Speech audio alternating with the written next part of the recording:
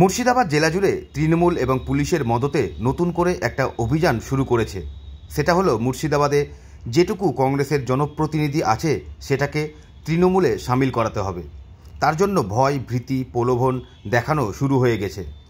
এদিন দুপুর 1টা নাগাদ বহরমপুরে দলীয় কার্যালয়ে সাংবাদিক বৈঠক করে এমনই অভিযোগ তুললেন কংগ্রেস নেতা অধীর রঞ্জন চৌধুরী। তিনি বলেন, জমি মাফিয়াদের বিরুদ্ধে প্রতিবাদ করার জন্য, জমি মাফিয়াদের বিরুদ্ধে মুখ খোলার জন্য চুয়াপুরের কংগ্রেসের পঞ্চায়েত সমিতির মেম্বারকে খুন করার পরিকল্পনা করা হচ্ছে বলে অভিযোগ তুললেন অধীরবাবু। ঠিক কি জানিয়েছেন তিনি, শুনে নেব তার বক্তব্য। মুর্শিদাবাদ জেলা জুড়ে তৃণমূল এবং পুলিশের মদতে নতুন করে একটা অভিযান শুরু করছে।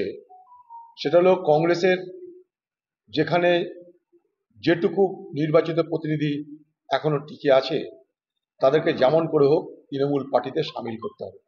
তার জন্য ভয়, ভীতি, প্রলোভন দেখানো শুরু হয়ে গেছে। এটা যে তাদের নির্বাচনের প্রস্তুতি, মানে দেখাবে যে নির্বাচনের আগে কংগ্রেসের বাকি যা ছিল সেটাও তৃণমূলে চলে এলো, অতএব নির্বাচন করার দরকার নেই।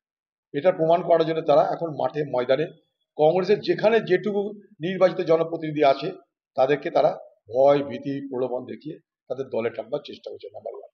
নাম্বার 2, জমি মাফিয়াদের বিরুদ্ধে প্রতিবাদ করার জন্য, জমি মাফিয়াদের বিরুদ্ধে বলবার হিম্মত রাখার জন্য, জমি মাফিয়াদের বিরোধিতা করার জন্য আমাদের পঞ্চায়েত সমিতির মেম্বার চুয়াপুরের তাকে খুনের পরিকল্পনা করা হচ্ছে। আমরা এই কথা প্রশাসনকে জানিয়েছি। যারা সত্যেন চৌধুরীকে খুন করেছিল তারাই আমাদের নির্বাচিত পঞ্চায়েত সমিতির সদস্যকে শুধুমাত্র জমি মাফিয়াদের বিরুদ্ধে তার বিরোধিতা করার জন্য চুয়াপুরে তাকে খুন করার চেষ্টা হচ্ছে। সেই সুবাদে তাদের ভাড়াটিয়া খুনিদেরকে তারা সেখানটায় দাদন দিয়েছে। দাদন মানে খুন করার আগে যেটা দিতে হয় আর্নেস্ট মানি, সেটাও দিয়েছে। আমরা প্রশাসনকে সতর্ক করেছি, এই ধরনের ঘটনা যদি ঘটে তাহলে আইন শৃঙ্খলা কিন্তু অবনতি হতেই হবে।